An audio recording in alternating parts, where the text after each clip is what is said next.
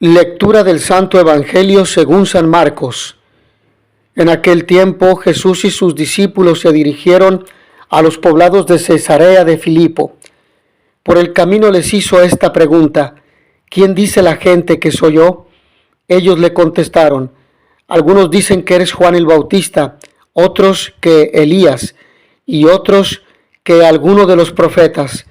Entonces él les preguntó: ¿y ustedes quién dicen que soy yo? Pedro le respondió: tú eres el Mesías. Y él les ordenó que no se lo dijeran a nadie. Luego se puso a explicarles que era necesario que el Hijo del Hombre padeciera mucho, que fuera rechazado por los ancianos, los sumos sacerdotes y los escribas, que fuera entregado a la muerte y resucitara al tercer día. Todo esto lo dijo con entera claridad. Entonces Pedro se lo llevó aparte y trataba de disuadirlo. Jesús se volvió y mirando a sus discípulos reprendió a Pedro con estas palabras: apártate de mí, Satanás, porque tú no juzgas según Dios, sino según los hombres. Palabra del Señor.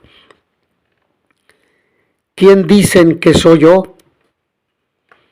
Con la profesión de fe de Pedro culmina la previa y gradual autorrevelación que Jesús ha venido ofreciendo a los suyos.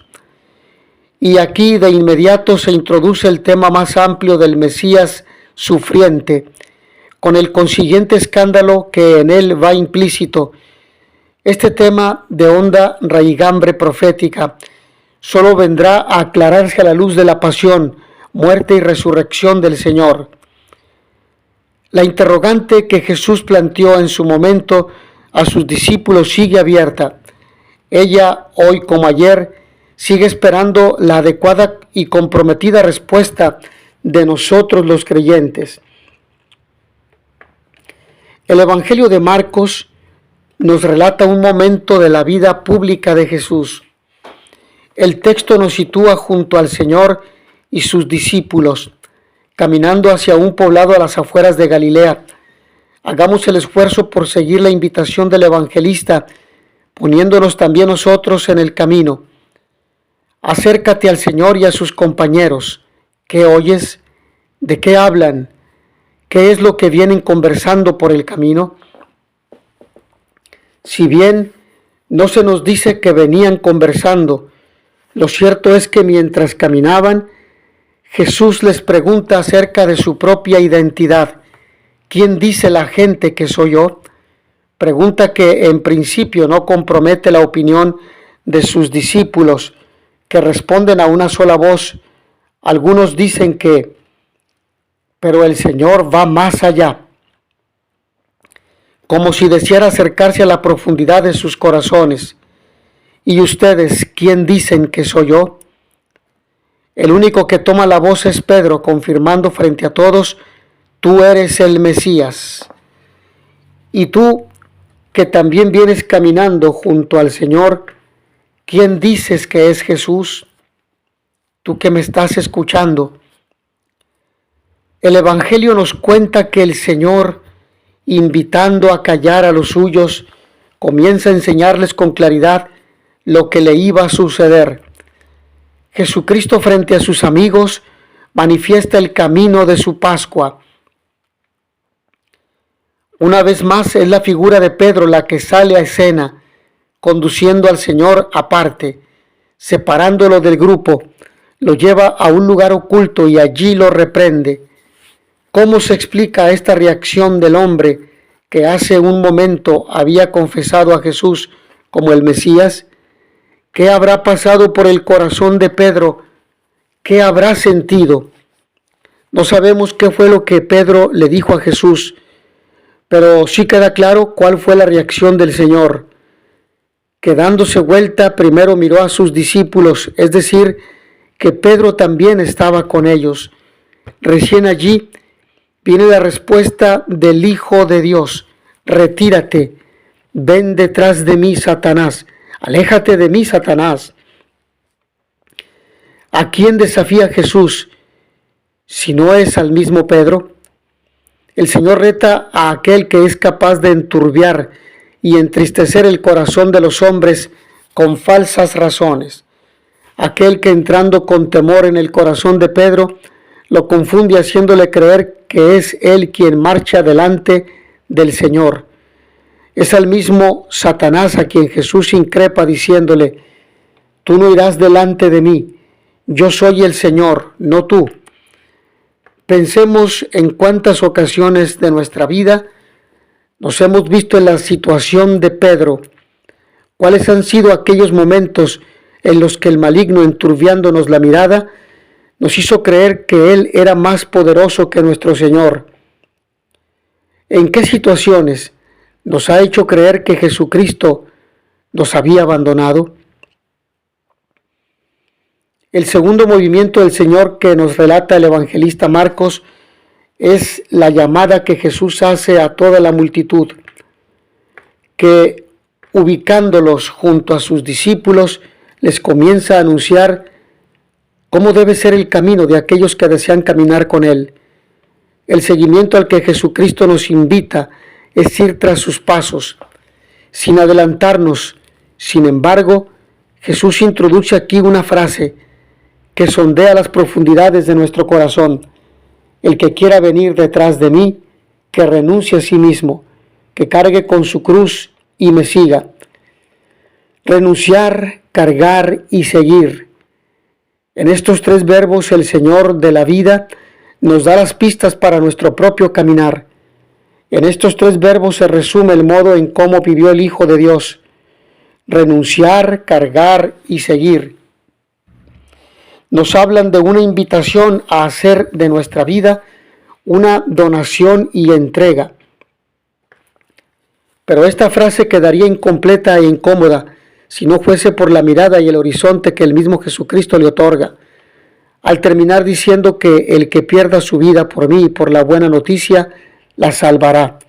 Es decir, que es solo en la persona de Jesús donde nuestro corazón descansa, porque es solo en Él donde la renuncia, la carga y el seguimiento al que Él nos llama cobran sentido. Pero tornando a el diálogo entre Jesús y Pedro, tú eres, esta afirmación, estamos ante uno de los textos más emblemáticos del Evangelio que recogen los tres sinópticos.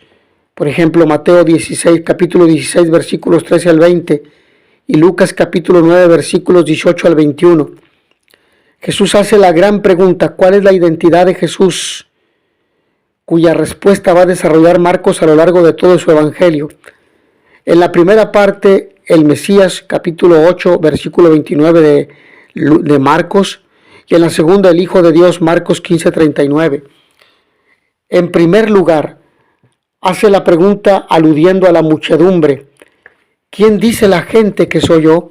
Los discípulos recogen las respuestas de lo que han oído, que son múltiples y variadas. Juan Bautista, que ha resucitado; Elías, el profeta que vendría al final de los tiempos. Pero Jesús guarda para el final la gran pregunta: ¿y ustedes quién dicen que soy yo? Ya no es una cuestión para otros, sino que es una pregunta para los discípulos mismos que no pueden evitar. La respuesta la da Pedro, en nombre de todos, reconociéndolo como el Cristo, el Mesías. Para entender esta respuesta petrina, tendríamos que tener en nuestra cabeza todo el imaginario que tenía un judío sobre el Mesías, el ungido de Dios, el enviado por el Padre para salvar a su pueblo. Recordemos la promesa hecha al rey David de un descendiente suyo que permanecería en el trono eternamente. Pero Jesús quiere evitar la confusión de su mesianismo. Por ello, a continuación, hace el primero de los anuncios de la pasión, que está contenido en Marcos 8, 31 al 33. Jesús quiere transmitir que su mesianismo no es un mesianismo político y espectacular, sino que es un mesianismo en la línea del siervo de Yahvé, Isaías 42, 1 al 9 y 49, 1 al 7, 54 al 11 y 52, 13 al 53. Un mesianismo en la debilidad, La pregunta queda en el aire como un aldabonazo para cada uno de nosotros. ¿Tú quién dices que soy yo? Jesús no quiere que respondas con respuestas teóricas aprendidas y memorizadas, sino que tu respuesta nazca de tu experiencia con Él. ¿Quién es Jesús para ti? ¿Qué lugar ocupa en tu vida? ¿Qué te aporta? Te invito a que tomes un papel y una pluma y anotes la respuesta. ¿Quién es Jesús para mí? ¿Quién? Y esa es tu experiencia que tienes con Él. Es lo que tú has logrado entender de la presencia de Jesús en tu vida. Servirá de señal de la alianza. Termino con la reflexión de la primera lectura de la liturgia de la palabra del día de hoy, tomada del Génesis. El texto de la primera lectura se sitúa en la primera parte del Génesis, en que se narra la historia de los orígenes del mundo y la humanidad. Génesis 1 al 11, de los capítulos 1 al 11. Y nos presenta dos momentos tras el episodio del diluvio, contenido en Génesis capítulo 6, versículos 5 al 8 y 22. La bendición y la alianza. En primer lugar, el Señor bendice a Noé y sus hijos con la fórmula que ya había utilizado para Adán y Eva. Sean fecundos y multiplíquense, llenen la tierra. Génesis 9:1. Ustedes pues sean fecundos y multiplíquense, pululen en la tierra y domínenla, lo cual no quiere decir destrúyanla, sino adminístrenla, organícenla, mantengan con vida a todos los seres vivos. Con dicha bendición se les invita a la fecundidad y con ello a la proliferación del ser humano hasta llenar y dominar la tierra. El verbo dominar en hebreo no tiene la connotación peyorativa que tiene en español y que ha llevado en ocasiones a abusar de los recursos de nuestra casa común. El vocablo dominen, radaj, se refiere a la responsabilidad del rey que cuida a su pueblo como un pastor a su rebaño, con esmero y atendiendo las particularidades y necesidades de cada una de las ovejas. No es un disfrute arbitrario de lo poseído, sino asumir la responsabilidad de velar por el bienestar de aquello sobre lo que se domina.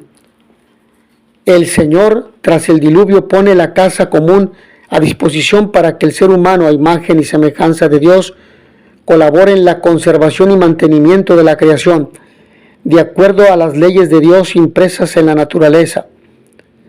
En un segundo momento, nos encontramos con la primera alianza que el Señor realiza, en este caso con la humanidad, no con su pueblo. Llama la atención que es una alianza unilateral.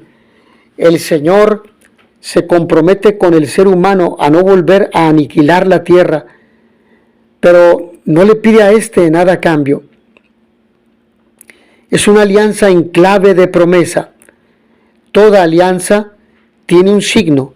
Ahora el signo será visible por cualquier persona o para cualquier persona desde cualquier parte del mundo. El arco iris es un recordatorio de la primera alianza que hizo el Señor con la humanidad. Una alianza que se traduce en promesa de futuro. Cuando lo vemos, nosotros podemos recordar lo que el Señor ha prometido, pero también cuando vemos este signo en el cielo. Y cuando vemos este signo en el cielo, hacemos memoria de esa alianza. Somos capaces cada día de sabernos bendecidos por el Señor y acoger en lo más profundo de nuestro ser su bendición. Mis hermanos, que a todos ustedes el Señor los bendiga y les dé la paz. y notitia veritatis proficere, pax et bonum.